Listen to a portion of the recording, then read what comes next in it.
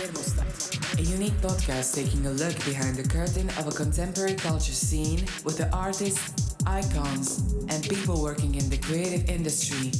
What does their artistic process looks like and in terms of the current situation? All that and more in a moment.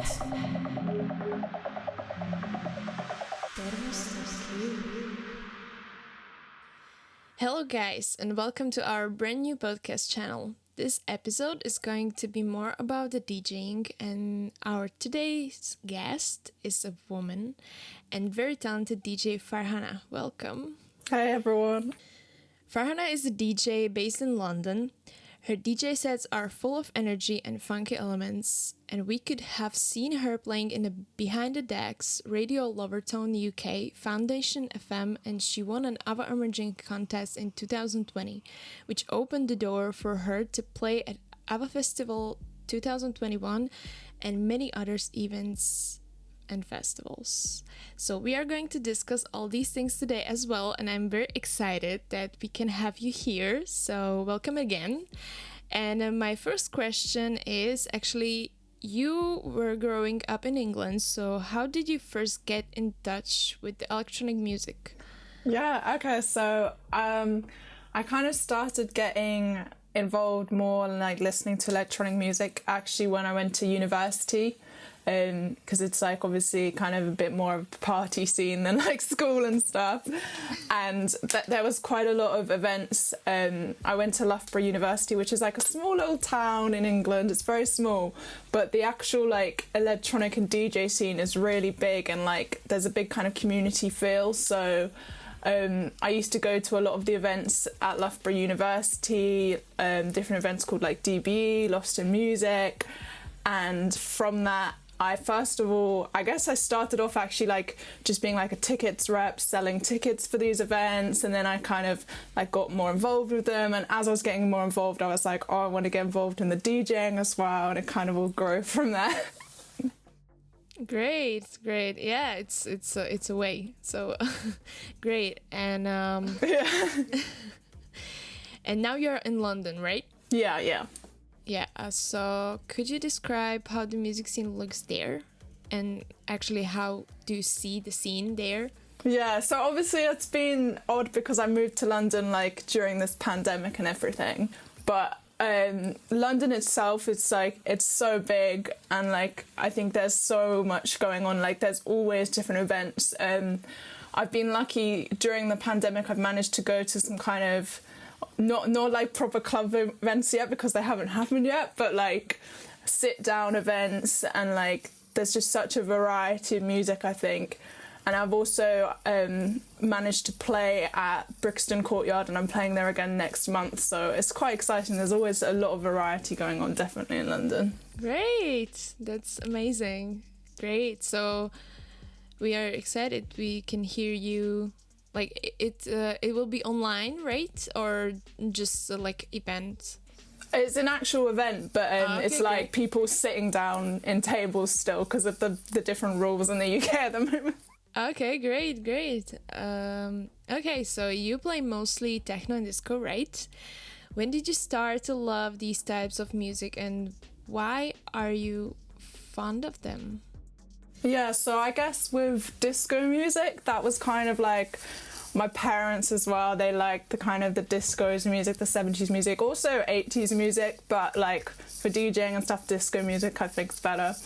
And so that was always kind of inside me. I was always like drawn to that, and I love like this kind of funky music. And then as I guess I grew as a DJ, so I've been DJing for about 3 years, and as I started like kind of learning more about DJing and stuff, I was really drawn to this kind of darker like techno music, and I found that was the kind of music where I could really like dig for songs, and like I really enjoyed that side of it as well. I think it's like people don't often expect that from me, that like when I first started DJing at uni, people just expected the kind of disco music, but then I was like in the other side as well. Great, yeah. It's like, it's music for a dance, yeah, techno's too, but funky music is more like, you know. There's the different kind of moods to them as well. Yeah. Actually, these two genres, it's like inspire you, I think. But do you have some other genres which inspire you also? Oh, that's a really good question. Like, in a way, I guess, because before I went to uni and stuff, like I know this isn't really like, maybe not what you're asking, but like, when I was younger, I used to be like very like into classical music because I was like in an orchestra and stuff. So I was like that, but I also like kind of bringing like tribal elements, just different elements into the music I play as well. I feel like even with like disco and techno, and I've kind of said they're different, you can also mix them together, if that makes sense. Like definitely having that kind of funky sound within both. Just like any house music in general, I think is always good fun. Yeah, so that's kind of my vibe. I'm not as keen on like things like drum and bass or bass line, but like I would still listen and appreciate those kind of DJs as well. But it's probably not something I would play personally as much. It's just for a listen, right? Okay, great. Yeah, sure. Actually, you can also find some jazzy moods in house music, and yeah definitely. Like you can connect it for sure. And what could we found in your playlist right now? Like, what's your actual things what you listen? Oh, that's such a good question. Like, I have such a range of playlists.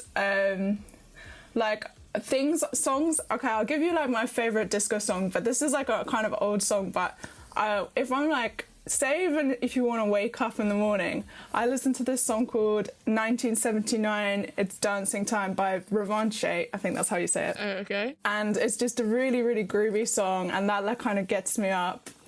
And then there's kind of like other music as well. Like, yeah, my playlist, I think I kind of try to do my playlist by genre as well. So like you'll have the different playlists for like almost different moods. I think everyone does that.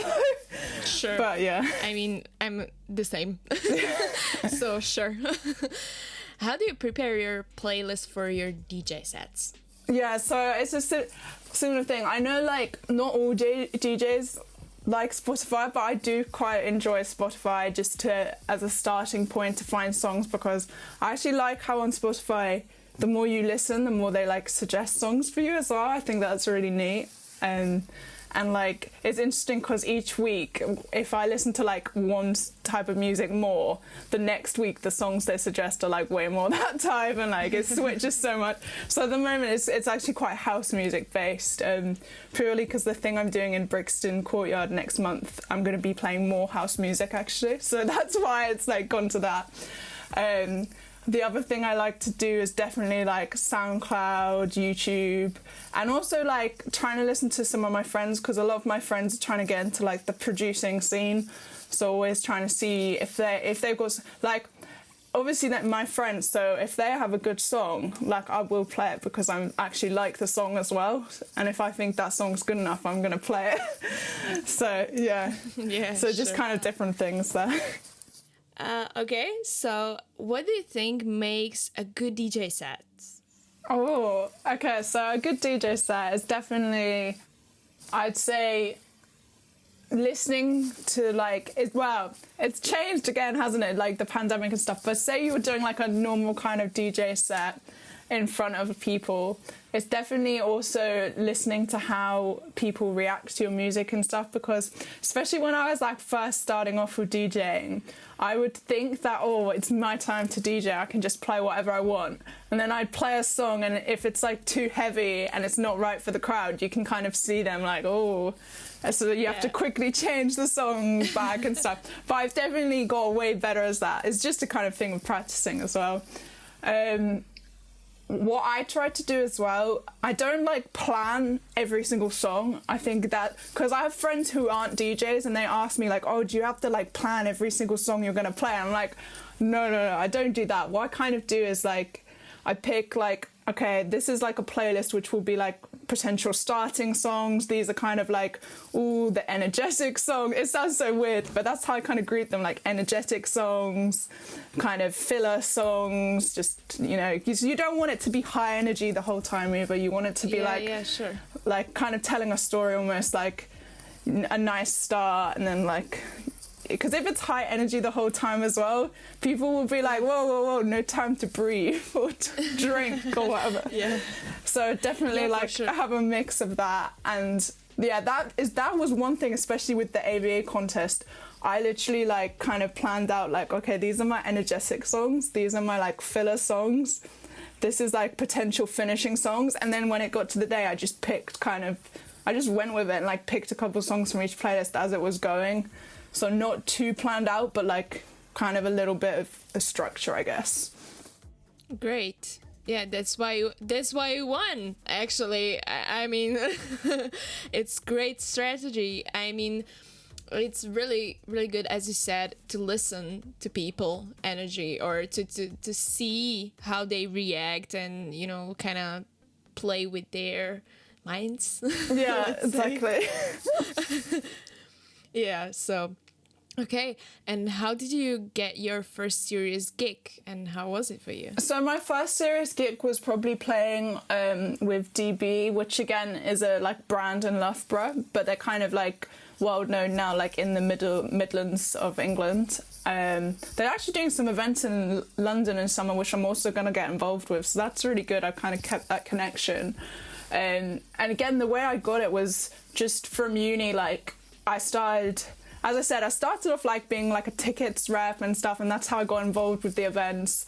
And then I kind of, I guess, worked my way up and actually was like, yeah, I'm interested in DJing, but I had to kind of show I could DJ first.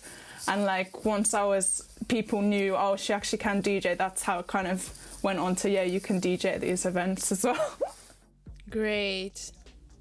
So, yeah, sure. That's great. What do you consider your greatest success yet? So I think we've already touched on this, so it's kind of obvious what I'm going to say. But yeah, definitely last summer winning the competition.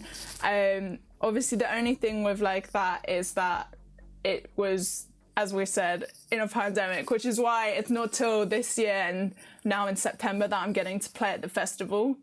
But yeah, that's so exciting. Like it's really helped me, and like even though it's been like everything that's happening in the world, I've tried to like just keep myself going like virtually and like doing online mixes and stuff instead. Yeah, great. Yeah, AVA is amazing, so I absolutely understand. And speaking of AVA Festival, how did you find out about the AVA contest and how did you apply? I mean, you were following AVA before, like a festival? Yes, yeah. So I was obviously like, I'd be interested in the event and like, because they do different events, not just like the Belfast one. And I think, how long was it ago now actually? Because obviously there was like no events last year really. I think it was 2019. I went to they did an event in London and I went to that and I managed to bring some friends along and I was like, oh, this is so, so cool. And then I remember following it because the year before because they actually live streamed it the year before because it was like all no restrictions and stuff. They live streamed the competition. I actually watched it and I was like, wow, that's really cool. I want to do this. And then obviously last year when they announced they were doing the competition again, I just like, because following their social media and stuff, that's how I found out about it. And I entered, and I think I entered as well, like on the day before the deadline. It was like, wow. Oh, like, and yeah, and then it was, I don't know how long it was, but I just remember basically the way I found out, it's quite interesting. I found out because suddenly people started following me on my Instagram. And all these people started following me and I was like, what is happening? And then I saw the announcement myself because I wasn't going online. And then I got like the email contact and everything. So wow, I kind of like found out before they actually told me directly. Yes, that's cool. I mean, I know that AVA do collaboration with Printworks in London. I saw it. Yeah, that was where I went. That's pretty cool. I'm always like, I want to go there. I want to be there. Why I'm not living in London, you know? Because we don't have that much events like this in Slovakia because we are small. But when I was in AVA, it was like great for me to see every single DJ there and the energy of people in Ireland. And you know, I was there with my mom.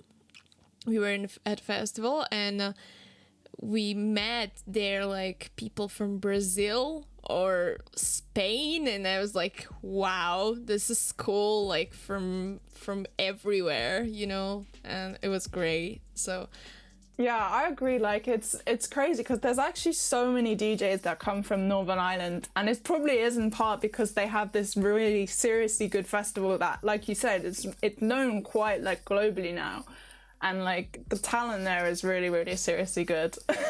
yeah, sure, I absolutely agree. So actually, so you are going to play this year. Yeah. And in September. So are you excited, I think? Oh, yeah. You look excited. I'm so excited. Like, it's really, really huge. And also with the competition, yeah, so I didn't really explain how the competition worked. Basically, yeah, so you had to send a 30-minute mix in, first of all. That was kind of the stage one. And then they picked 3 finalists, and the final was in Belfast, and we DJ'd. And between us DJing, they also played, there was 3 finalists for the producers, and they played like their tracks, and the tracks were so good. And like the guy who's won, he's playing at AVA Festival as well, Carton, and like his track was really insane, because I think they'd already picked the winners for the tracks beforehand, but they didn't know who was going to win until they arrived, obviously. And I know that Bicep actually judged the producers, the tracks, so that's really big. And then they also had 3 visual artists who did like the visual art as well. So honestly, they're like really good at supporting new talent, I think, which is really good. That's absolutely amazing. I mean, it's great. And also, I didn't know that Bicep was judging. It's that, wow. And my another question is mostly about co-working. So if you could work with any artist of any genre, who would that be? Oh my gosh, that's such a huge question. Like, any artist of any genre. Oh wow. Like, yeah, I've mentioned that I really like Nils Frams, I hope I'm saying that correctly, who is he's an artist who basically, I remember him because he's like classical music, but also like electronic music, like kind of bridging those 2 gaps.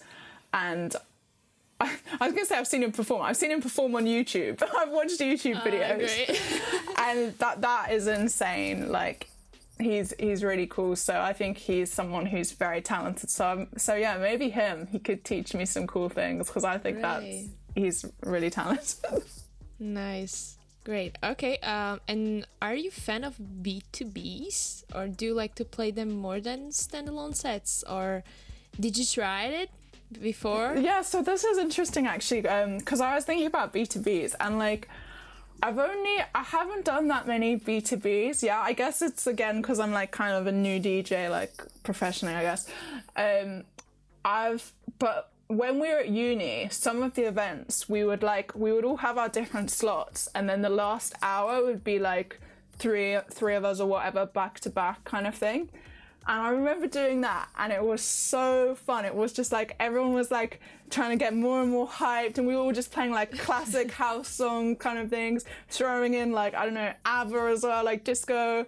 And Great. It was just like, it wasn't like, I guess, well, I was gonna say it wasn't serious, but it was like, it was really fun, and like, again, a really, really good energy, because everyone was like, ooh, good vibes, good songs, like, yeah. So I would like to do more back-to-backs, and I think as well, the thing with back-to-backs is that you can steal the other person's songs. I was gonna say that's really cheeky, but you can definitely, it kind of pushes you to both like be picking similar songs and like exciting songs. But yeah, I haven't actually done that many back-to-backs myself yet. I tried it once, and it's kind of, you have to connect with that person, kind of, just to okay, you're playing this, so what's gonna be next? Yeah, it's great. Sure. And do you have some club or place you would like to play in the future, like your dream club? Or So in London, there's a club called Phonics, which is like a really, really big club. I know we actually mentioned Printworks as well. That would be crazy. Yeah. Yeah, like, honestly, because even like I played like in different places in Loughborough, but it's a very, very small town. So like they weren't like anywhere near as big as London. But at the time I was like, whoa, this is crazy for me. Like it's all kind of been like going up and up. Even AVA Festival for me is actually going to be a huge like leap from anything I've done before. So it's like I'm excited and nervous at the same time. I'm quite fortunate that I've got like a couple things kind of lined up in London to kind of like keep me going, I guess, until we get to that. Yeah, but maybe Phonics or Printworks would be really big places in London. Yeah. I mean, I love the Printworks, how it looks like inside. It's and amazing. The lights it's like and the setup. And the light, yeah, everything. It's amazing and cool. So yeah, I actually do you have some advice for aspiring and emerging DJs? You are at the beginning also, but you know, like you have something, you won AVA, so you can say some advices. I'd definitely say like different advice is kind of, you have to almost play different genres and stuff to find out what style you like. Because even like as I started playing, I think I actually started playing as tech house because people told me that was a bit easier to learn from the beginning. And you just, yeah, because someone asked me at the beginning, what genre do you want to play? And I was thinking, wow, I don't actually know yet what genre I want to play. So you kind of, and even now that's why I still play like disco and techno, because I like both. So that's a very good starting point. Yeah, I think like finding songs as well, like that's such a big thing. Well, there's the whole thing about like actually learning how to DJ and like the beat matching and stuff. But I think once you have that technical stuff down, like that doesn't really go. You've got that down. The bit there where you can really grow is like your song selection and like you're developing your own style. And I think that's kind of makes like the really good DJs. Yeah, I absolutely agree. Yeah. So is there a substantial difference between playing on the radio and playing in the clubs? What is so different about it for you? Yeah, so like obviously one big thing, because quite a few of the radio shows I've been doing is actually where you record the mix in advance and you just send it to them and they'll play it. So again, it kind of just feels almost like recording a mix, but when I do it, I'm like, oh yeah, I want to make it really good. So there's kind of almost, it's not always live, so that's like quite a big difference. The second thing obviously is the audience. Like you're not having that kind of, again, that live reaction of people, so you're more just like playing. It feels almost like you're playing for yourself, even though you know people are going to be listening. And that it's been quite weird because like when I have had radio slots, like some of my friends will text me like, whoa, this song's so good, and I'm like, it's weird because I'm not actually doing it right now, but I'm like almost listening back to myself like, oh yeah, that was quite so that's quite a weird experience almost. I think like nothing can compare to like actually playing with people and having that energy really, but it's definitely really good that we're still able to do like all these mixes and radio shows and stuff. This is something actually new that I haven't spoken to you about before because we have had a couple chats, but I might be getting a radio show in London. I'm not going to say just yet because it's like in the works right now, but I will keep you updated if that happens. Great, starting maybe next month, but yeah. So I've been like emailing at different places. Okay, great.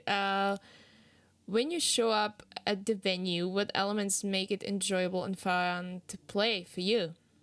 I think it's like really nice if you can actually, yeah, all the venues I've played at, like people have been really nice. Like you kind of talk to like the people who own the venue or like the contact for the event or whatever. And they're usually really nice, and it's like a way to like, again, grow your contacts. Venues itself, Yeah, it's always exciting for me because I just have like a controller at home, and obviously as soon as you get to a venue, you've got like the proper CDJs and stuff. And I actually remember this when I played at Brixton last time, the decks were like proper like up here on like slanted things, and I was almost too small. Oh, this I'm not like that tall. And this happened at AVA as well. They actually gave me a box to stand on. I sound really small. I'm not really small. I'm like 5'5", 5'6", but compared to the other two, I was really small. So they gave me a box to stand on when I was DJing. But that was nice. That's so cute. That's cute. Oh, yeah. But yeah, they are very friendly. They did that and nice too. So yeah. Okay. How do you search for the gigs? Do you have any advice on how to be successful at getting the local gigs? So like with the London radio stuff at the moment, what I'm doing is I've been like kind of first of all like reaching out on Instagram to different radio places, and then normally what they do is they say, can you email me with like some recent mixes, and like I'm just gonna, it sounds almost annoying, but I think that's the best way, especially in London because it's such a big scene. You have to be like kind of pushing yourself, making new mixes and sending it to people.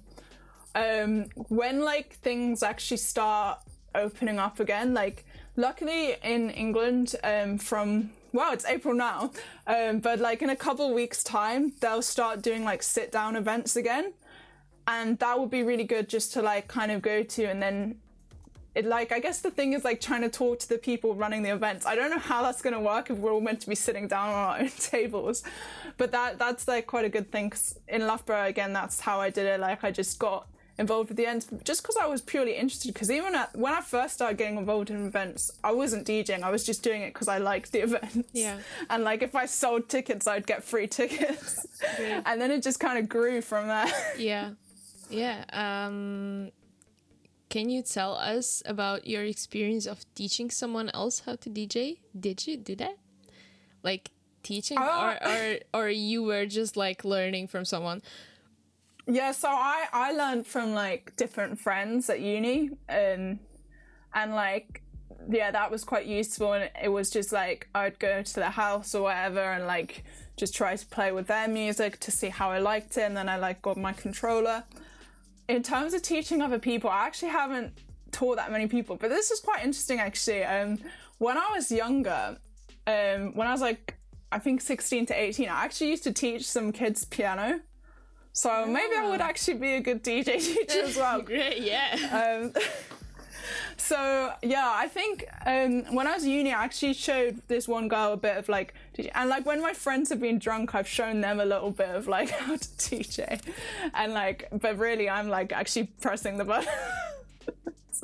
But yeah, maybe I would be a good DJ teacher actually. I don't know. Yeah, sure. I mean, you are on the way, but still, like, we will see in 3 years, maybe. Yeah. Yeah.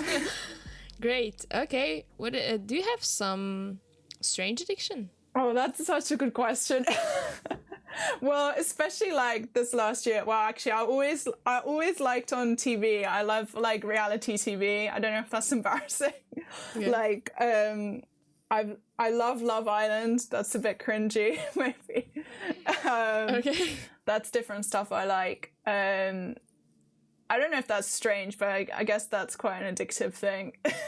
Yeah, sure. I mean, not everybody has strange addiction. That's just a question. Like some people don't have, but like I think people have. But it's up to you if you see it like a strange or not. You know. Yeah. So that's the thing. And what is your big goal in your life? So obviously, like, I guess it's not like specific, but like getting like, as we said, like more and more like DJing and then like getting better as a DJ. That's always like a thing. And also outside of DJing, I'm like trying to be quite into running. So basically one day I'm gonna try and run a whole marathon. So that's quite a big thing. Yeah.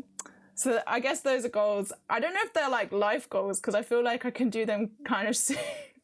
That's just like ongoing, isn't it? like general life goals is just to kind of like be happy, like kind of in this musical world and like physically, because musical is almost like the mental health, like for me. So it's just, like just being like kind of good and happy in those two different areas, like, and also like I guess academically, but I don't know. That's just kind of like work, isn't it? Yeah, great. Sure. Really good goal in life is to be happy. So yeah. And also be a good DJ is the best. Yeah. Actually, how do you see this last year? As you said that you started and you moved to London and everything, like being in a music scene. How was it? Like, in your opinion, in the pandemic times and stuff, you know? It has been difficult. So I moved to London because I finished uni. That's kind of why. So, but I've been, as I said, I've been fortunate that there's been like different radio shows and things that I've managed to get involved with, and like these kind of sit-down events. It sounds so weird calling them sit-down events, but that's literally what they are. Like, you have to stay at your table. You're not supposed to get up and dance for free or whatever, like kind of thing. So yeah, it's been good that there's definitely been those opportunities. And I think it's also, in a way, it's pushed me, because normally, like when I was at uni, I was DJing and stuff, but I never really had time to make that many mixes, or like kind of just time in my room to like kind of really think about my songs, especially because uni was so busy as well. So it's been good in a way to have way more time to like make mixes, and like with before, like, so kind of September to December, I was like making mixes like every week, and like it was really pushing me as well to like pick different songs and stuff, so that was really good actually. So you had a time for searching for new music, like a lot of time, right? Yeah, I'm kind of like, I guess it's just what everyone else could do as well, like kind of grow, but like you're still in your room. It was like going back to being a bedroom DJ. Yeah, sure. But it's so funny because like my mixes, like when I first started like 3 years ago, I have some of them say that I'd listen to them, I'd be like, this is so weird. Yeah. Like I was like completely just jumping all over the place. I was trying to like spin the decks and it would sound really unnatural. Yeah. So I definitely improved a lot. Even the mixes I made a couple of months ago, when I listened back to them, like, now I'm just being rude about myself, but some of the mixes I made a couple of months ago, I'm like, I don't know if they're that good. I feel like I've even improved since then. Yeah. So, yeah. Yeah, sure. And actually imagine the audience in front of you in your bedroom, you know, and playing for them. Yeah. Yeah, sure. That's great. Are you thinking of starting the music production? Also, yeah, I've kind of been learning. At the moment, it's kind of like a long process. Like, I've been trying to like make different tracks. I've been trying to do some remixes as well. And I'm like, I'm not sure if this is very good. But I think it is. I think with producing, it definitely takes even longer than DJing, I think. Like, I feel like it's just such a big thing. Like, there's so many different things to learn. I'm using YouTube a lot. YouTube's been my friend for this. But yeah. So tutorials and stuff, yeah. Okay, so my last question is, what do you manifest in your life? I think it's just, again, this whole like trying to be positive, because like even when you've asked me these questions about like the pandemic and stuff, like it has been really a difficult time, but I've tried to kind of pick out like the positive things about it anyway. I do generally try to stay like really positive and stuff, and like bringing like a good energy to people. I don't know if that sounds cheesy, but that's definitely something I like to do, even like if it's DJing or like just like chatting with my friends or whatever. Like that's the kind of like lifestyle I like to have and everything. So yeah, that's what it is, I think. And like I know it's been really tough this like last year, but like we're kind of almost coming out of it now. Like I feel like, you know, in a couple of months towards the end of this year, I'm hoping like we'll be back in the clubs, hopefully at AVA Festival in September, all of that. Yeah. So I think that's exciting. Yeah, after a long time, it's going back, or not back, it's going to the future, but the better one. Yeah, definitely. Yeah.